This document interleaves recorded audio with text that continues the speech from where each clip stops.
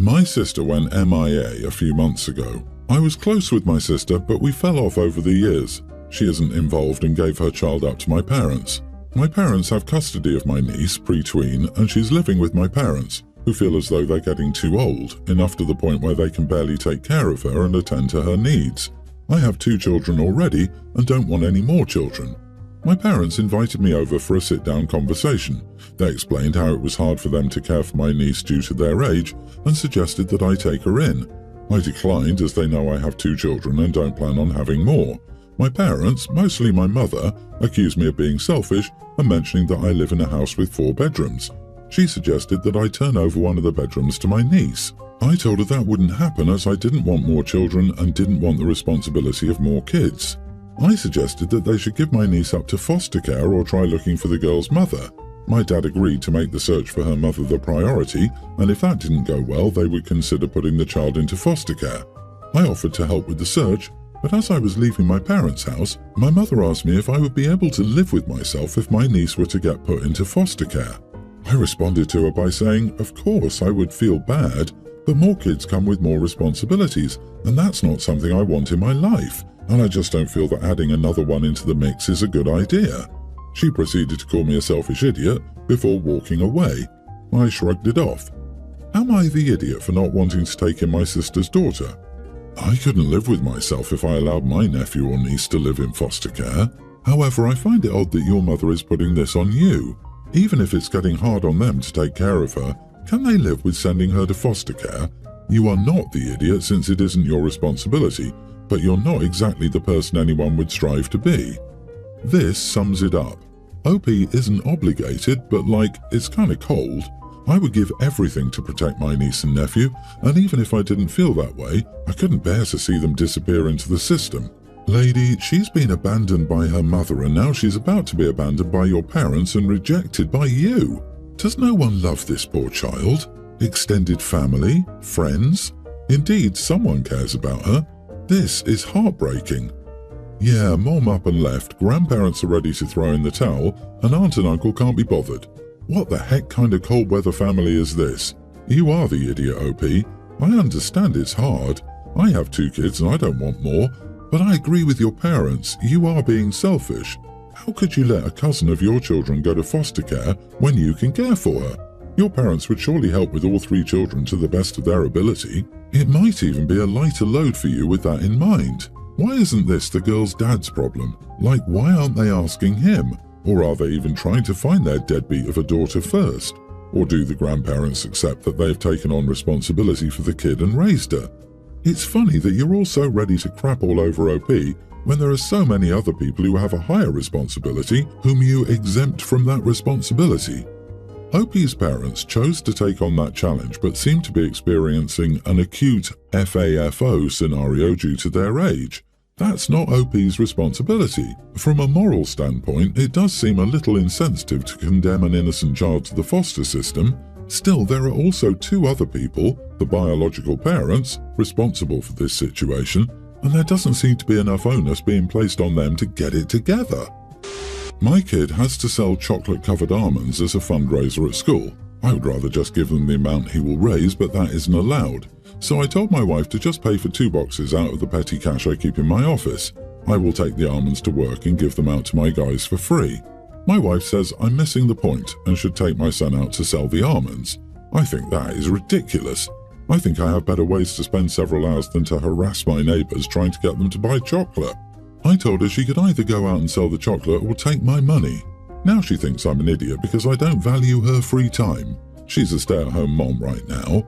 When our youngest is 2, she'll be going back to work. I work 60 hours a week, not including the commute. Now she wants me to spend hours out selling chocolate. No thanks. My free time is valuable too. Am I the idiot for telling my wife to either take my money or she can be responsible for fundraising? Not the idiot. These fundraisers are complete BS. They combine child labour with the pressure to donate. When I was in school, we did a fundraiser run where we had to get family members to sign documents that would give X amount per kilometre we ran. The money was supposed to go to a new hall for PE. Surprise, surprise, I'm out of school for almost 10 years now, and there are no signs of a new hall yet. It's about spending time with your kid, not making money. You have better things to do for a few hours than parent your child? Sadly, you think your free time is too valuable to spend with your kid. The almonds are an opportunity to teach your kid work and reward for the first time, and you'd rather just hand over the money. Something tells me that your kid is the kind who acts terribly at restaurants, and instead of teaching manners, you use an iPad. Because parenting is hard, and you don't feel like making an effort. You are the idiot and a subpar parent. Your wife is your kid's only hope. I agree. The point is to teach your child. Fundraising sucks, but you're teaching your child life skills, speaking confidently to strangers, accepting no gracefully, handling money, hard work, and accomplishing a goal for the greater good. None of this is about chocolate. Your wife wants you to spend time with your son. Ignore these idiots. I also work a lot, and using the little quality time I have with my son for running from door to door and bothering people would also be very low on the list of things I would like to do. You were right. Improve your position by pledging to do something else with your kid. No one wants to flog or buy a $10 roll of gift wrap, a $15 box of chocolate-covered almonds, a $20 bucket of frozen cookie dough, etc. The school district my children attended banned these fundraisers a long time ago. I, 30 female, started college last year. During my second semester I met Phoebe, 19. We were taking 2 classes together and we clicked immediately. We have a lot of the same interests and she's just such a kind and smart girl. Phoebe was diagnosed with cancer over the summer. She spent a few months in the hospital and now goes for outpatient chemo every couple of weeks. On Thursday, Phoebe called me and said her grandpa was supposed to drive her to chemo, but he never showed up and asked if I could take her. After her chemo, she fell asleep in the car. I decided to bring her to my apartment to let her rest because she's one of 6 kids at home and her house is loud and not a good place for recovering from chemo.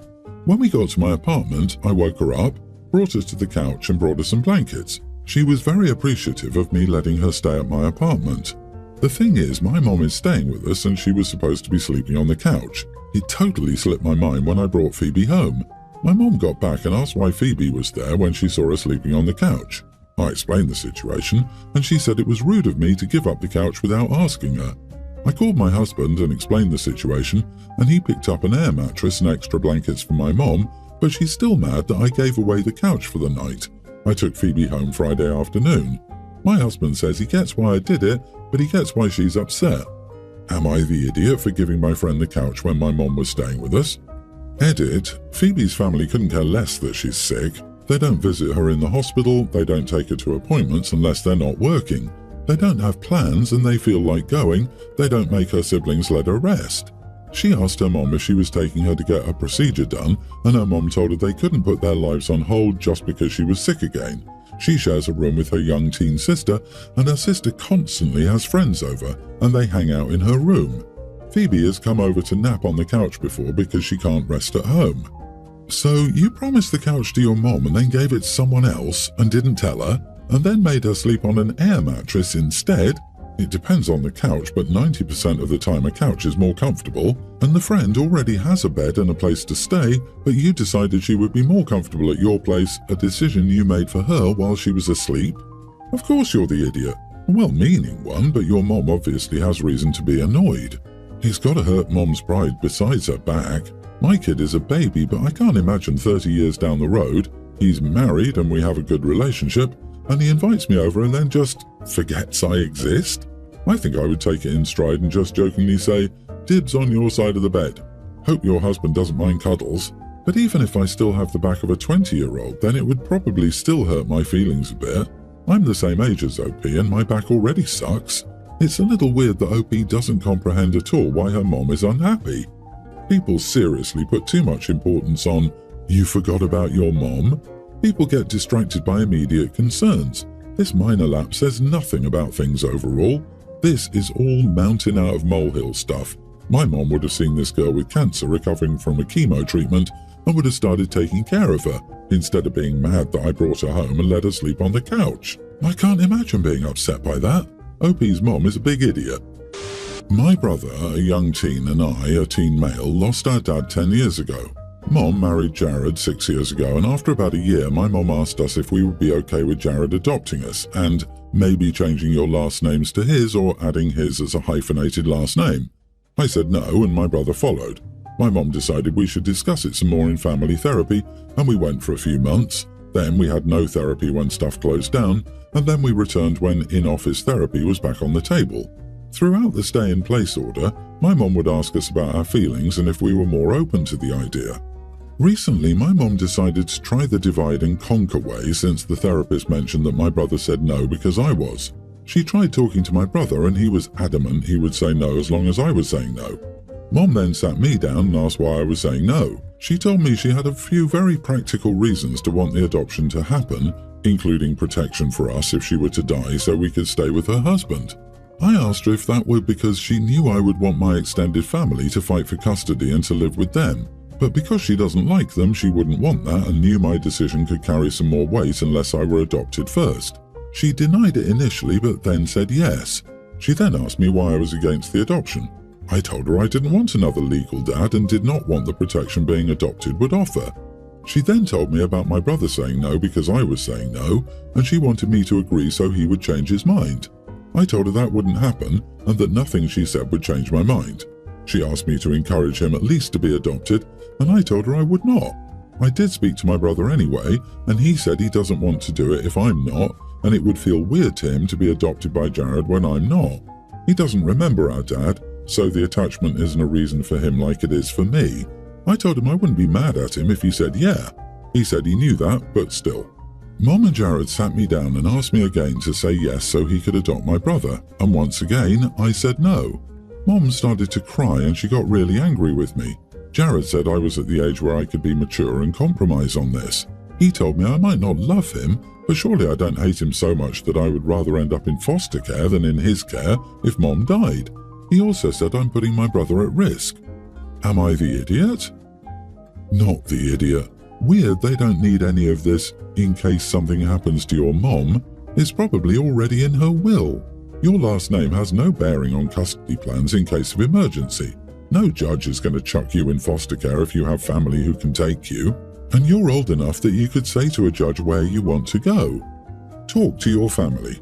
And is there a grandparent or aunt who your mom listens to who can tell her to knock it off? Maybe a friend. Therapists shouldn't be helping her to try to manipulate you. This doesn't sound like real therapy.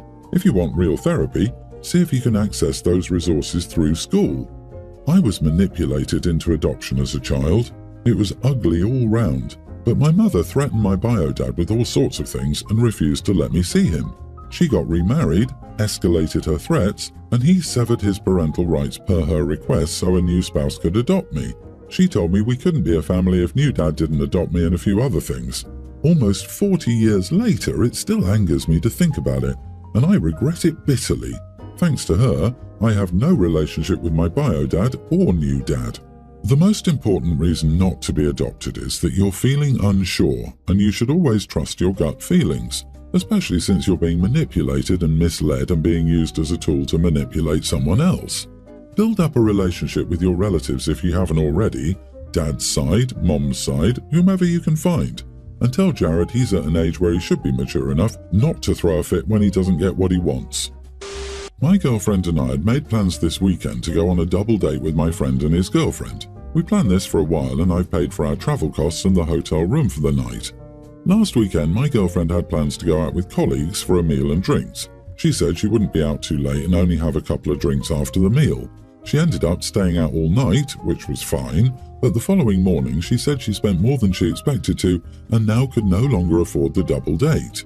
She said I'd have to pay for everything or we'd have to cancel because she couldn't afford it. I was annoyed because she'd known about the plans for weeks and should have budgeted for it.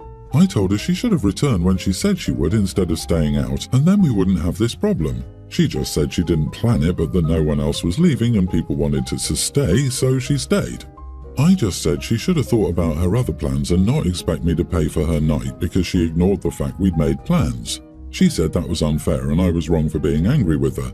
I told her how crappy it was going to look cancelling now just because she decided her colleagues were more important and refused to say no to them. She just repeated that I was unfair and that we didn't have to cancel if I paid for her share of the night. I refused and told her I could lend her the money and she could pay me back, but I wasn't paying for her just because she went over budget at the work event. She refused the offer of me lending her money and said I was being an idiot for starting an argument. Am I the idiot for refusing to pay for everything for the entire night? Not the idiot. She knew what she was doing and fully expected you to pay for the double date. She's surprised you said no and is gaslighting you. You didn't start a fight. She is solely responsible for this situation, for example. She probably thinks she can still manipulate you into paying for her. I'm sorry, but you aren't a priority to her, and she feels entitled to your money. I'm not surprised. I'm pretty sure it's a relationship test that's doing the rounds. How does he react to you being out all night? Will he treat you to the planned date afterward? Twitter, Instagram, and TikTok are doing an actual number on relationships. Have you seen the pomegranate one? People are going utterly bonkers. OP, take some advice from an old guy and do not get into the habit of lending or borrowing from your partner. Because if the loan doesn't get repaid, either way it's an ongoing sore spot, or it's an argument. Between partners, either just give the money to each other or don't. My 2 cents.